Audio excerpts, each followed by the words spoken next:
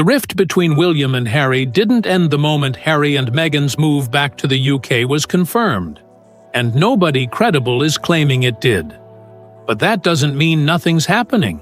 There are a handful of real, dated, confirmed events on the calendar over the next year or two that could genuinely put these two brothers in the same room for the first time in years. And understanding what those actually are is a lot more useful than chasing vague claims about a secret plan nobody's actually confirmed.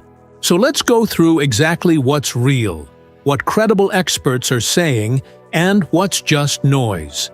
If you want more of this kind of grounded, fact-first royal coverage, consider subscribing. Let's get into it.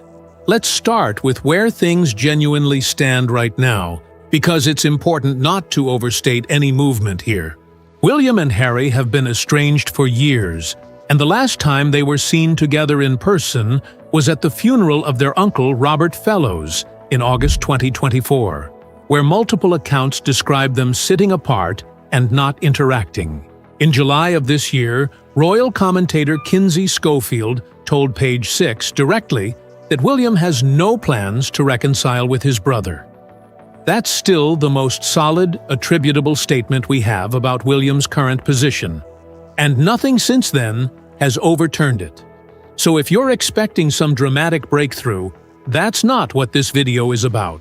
What it is about is the real, specific moments coming up where a reunion, however brief or reluctant, could actually happen. It's worth being precise about just how limited even the brothers' shared appearances have been over the past several years, because it puts everything that follows in proper context. Beyond that 2024 funeral, the two were also both present, though notably distant, at Queen Elizabeth's funeral in September 2022 and at Prince Philip's funeral back in April 2021. During King Charles's coronation in 2023, reporting described the brothers as deliberately keeping their distance from one another throughout the ceremony and surrounding events. So across roughly 5 years, their only shared appearances have come at funerals and one coronation, occasions built around duty and formality rather than anything resembling genuine personal connection. And even then, accounts consistently describe minimal to no direct interaction between them. Here's the first one. And it's genuinely interesting because almost nobody was talking about it until recently. The wedding of Peter Phillips, son of Princess Anne, to his fiancée, Harriet Sperling. Phillips is a cousin to both William and Harry, and while an official wedding date hasn't been announced yet, both brothers are expected to be invited, and by most accounts, both would likely attend if asked. This matters because it would represent the first shared public appearance for William and Harry since that 2024 funeral. And unlike a funeral, a wedding carries a fundamentally different tone.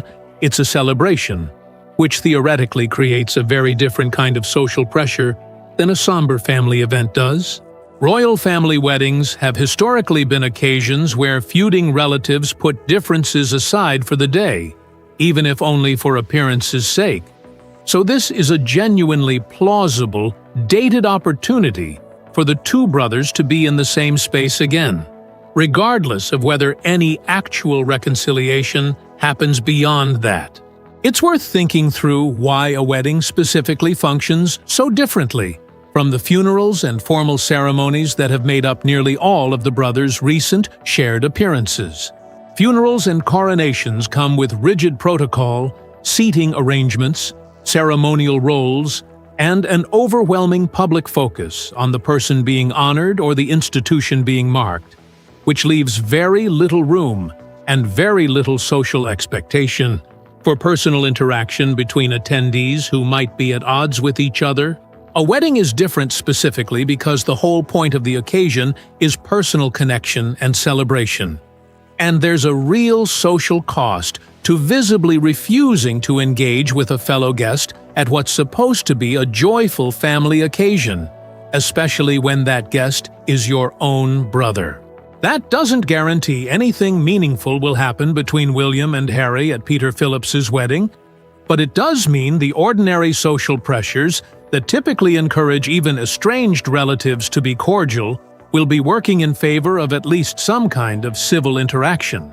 In a way, they simply haven't been at any of the family's recent funerals. The second date worth watching is further out, but arguably more significant: the Invictus Games heading to Birmingham in 2027. We've covered before that Harry founded this event specifically to support wounded, injured, and sick servicemen and women, and that this particular edition has faced real funding struggles. According to reporting from Radar Online, sourced to unnamed royal insiders, Harry has reportedly been quietly developing what one source described as a carefully timed diplomacy effort aimed at easing tension with William, timed specifically to coincide with the Birmingham Games. The same reporting describes Invictus as a symbolic, relatively safe olive branch, something built around a cause that's broadly popular and hard to publicly criticize, evoking comparisons to the very first Invictus Games back in 2014, when Charles, Camilla, and William all attended together in a show of unity. It's worth being upfront about the reliability of that specific claim, though. Radar Online has a well-documented history of running speculative, often unconfirmed royal stories, and battle plan framing in particular sounds more like dramatic packaging than something Harry's team has actually described in those terms. That said, the underlying logic isn't unreasonable. Invictus genuinely is the kind of politically safe, cause-driven event where a reluctant public reconciliation could plausibly happen without either brother having to make an emotionally loaded personal statement about the other. Treat the specific battle plan language with real skepticism, but the broader idea that Invictus 2027 represents a meaningful, lower-stakes opportunity for a joint appearance is genuinely plausible even without that specific sourcing. There's a useful parallel worth drawing here to the original 2014 Invictus Games, which the same Radar Online reporting invoked directly. That first Games came at a genuinely different moment for the family. Before the 2018 tensions around Harry and Meghan's relationship, before the 2020 step back, before Spare, and Charles, Camilla, and William all attended together without any of the complicated baggage that exists now. If something similar happened in Birmingham in 2027, it wouldn't carry the same simple, uncomplicated meaning it did back then. It would inevitably be read against the backdrop of everything that's happened since: the memoir, the Netflix documentary, 6 years of estrangement, and whatever state the Charles-Harry relationship is in by that point, given his ongoing health situation. That added weight cuts both ways. It would make any joint Invictus appearance far more symbolically significant than the original Games ever needed to be, but it also raises the stakes considerably, meaning both brothers would have real reasons to think carefully before committing to something that visible. Quick break. If you're finding this kind of grounded, source-checked royal coverage useful, drop a comment letting me know if you want a dedicated Invictus Games 2027 funding and planning update, and I'll get that together for you. Now, let's get into what actually credible named royal commentators are saying, because this is where the real substance of this story lives. Emily Nash, Hello, magazine's royal editor, someone with a genuine track record of accurate, well-sourced royal reporting, gave a notably measured, realistic assessment this week. She described any potential reconciliation as likely to unfold, in her words, one step at a time, rather than through any single dramatic event. She noted that William and Kate are currently focused primarily on their own children's lives rather than the broader family rift, and suggested Harry himself might not seriously pursue anything with William until Archie and Lilibet are properly settled into their new UK life. She also made a point of emphasizing that Harry's relationship with Charles specifically is the more urgent priority right now, noting plainly that there's no one higher up the family than the king himself. That's a genuinely useful, credible framing, because it doesn't promise a dramatic reunion, and it doesn't rule one out either. It just describes a slow, deliberate, low-drama process that's realistic given everything else we know about both brothers' current priorities. Separately, former BBC royal correspondent Peter Hunt made a related point worth including. With Harry physically back in Britain, it becomes considerably harder for William to simply avoid the question of reconciliation indefinitely, since proximity alone changes the calculus in ways that 6 years of separation by an ocean didn't. Royal biographer Robert Jobson added a similarly balanced take, suggesting Harry's return will create opportunities for reconnection on one level while simultaneously complicating things on another.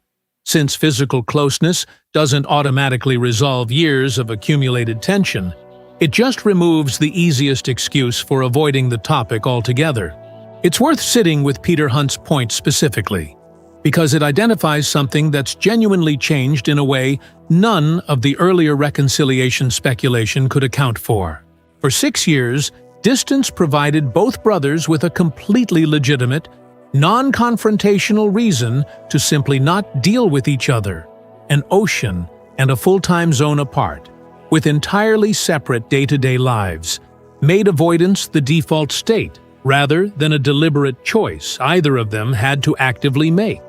That changes fundamentally once Harry's children are attending British schools, and Harry himself is spending significant time in the UK on a regular basis.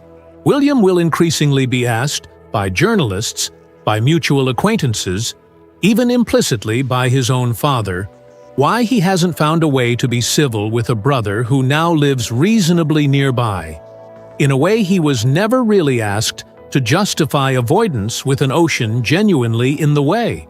That's a meaningfully different kind of pressure than anything that's existed over the past 6 years, even if it doesn't guarantee any particular outcome. Let's talk about what William himself has actually signaled publicly, because it's genuinely limited, but it's not nothing. During a visit to the Army Air Corps last year, William made a light-hearted joke about families not always wanting to see each other. A comment royal commentators noted could be read as a subtle, self-aware acknowledgement of his own situation, though William didn't reference Harry directly. And it's genuinely possible to read that comment as nothing more than a generic, relatable joke with no deeper meaning at all. One royal commentator, Amanda Matta, offered a more skeptical long-term view around the same period, arguing that any real reconciliation would require far more than a single conversation, describing the rift as reflecting two fundamentally different worldviews, one rooted in preserving tradition, the other in breaking from it when tradition starts causing harm. That's a more pessimistic read than Emily Nash's, and it's worth holding both perspectives at once. Credible experts genuinely disagree about how deep this rift actually runs, and how realistic a full reconciliation is, even in the medium term. It's worth taking Amanda Matta's framing seriously as a genuine counterweight to the more optimistic, event-driven speculation we've covered so far, because it points to something a wedding invitation or a shared charity event can't necessarily fix. If the underlying disagreement really is about fundamentally different views on institutional tradition versus reform, rather than simply hurt feelings that time and proximity can heal, then a brief, cordial interaction at a cousin's wedding or even a joint Invictus Games appearance might amount to little more than a temporary, surface-level truce rather than any genuine repair of the relationship. Both readings are plausible based on what's actually been reported, and it's worth resisting the urge to pick whichever one makes for a more satisfying story, since the honest answer, right now, is that nobody outside the family actually knows which framing is closer to the truth. Now, let's flag a few claims specifically worth treating with heavy skepticism, because this topic has attracted more than its share of low-quality speculation. One recent headline claimed Charles was blindsided by Harry's move, and suggested Harry is only returning for financial reasons, essentially accusing him of coming back for what the piece called the family fortune.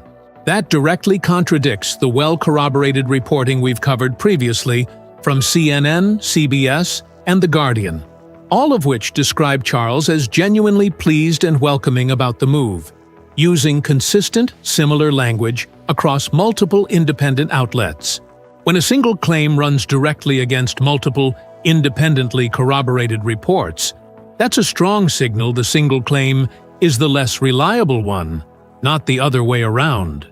Similarly, be cautious of any headline promising a definitive battle plan or specific secret strategy with named steps and timelines, since real diplomatic efforts within a private family generally don't get handed to tabloid reporters with that level of granular detail, whatever the underlying reporting is based on. So, what actually happens next, based on what's real and dated? Watch for any formal announcement of Peter Phillips's wedding date, since that's the nearest concrete opportunity for a joint public appearance. Watch for how Harry and Meghan's children settle into their new UK schools over the coming weeks, since Emily Nash's reporting suggests that settling-in period is functioning as a kind of unofficial timeline marker before Harry turns more attention toward the William relationship specifically. And watch for any further, credible, named source reporting on Invictus Games 2027 planning, since that remains the most plausible larger-scale, lower-stakes venue for something resembling a public thaw between the brothers. Even if the specific battle plan framing turns out to be tabloid embellishment rather than anything Harry's team has actually described that way, there's one more thing worth watching that doesn't come with a specific date attached: Charles's own health trajectory. Given everything we've covered about how his diagnosis has reshaped his priorities toward personal relationships, it's entirely plausible that any real push toward a William-Harry reconciliation, if one happens at all, ends up being driven less by scheduled events like a wedding or a sporting tournament, and more by Charles himself, at some point, directly asking his sons to put things aside, whether that's tied to a specific health milestone or simply an accumulating sense of urgency as time goes on. That's speculative. Nobody has reported anything concrete along those lines, but it's a genuinely plausible wild card sitting underneath all of the more calendar-driven possibilities we've just walked through. And it's worth keeping in mind precisely because it wouldn't show up as a scheduled, predictable event the way a wedding or the Invictus Games would. That's the real grounded picture here. The rift genuinely isn't over. Nothing credible suggests otherwise, but there are real, dated events on the calendar, a wedding, an international sporting event, that offer plausible low-drama opportunities for these two brothers to eventually share a room again, alongside credible expert commentary suggesting any real repair will be slow and incremental rather than sudden. It's a genuinely different way to think about this story than the typical secret plan revealed framing that dominates a lot of coverage on this topic.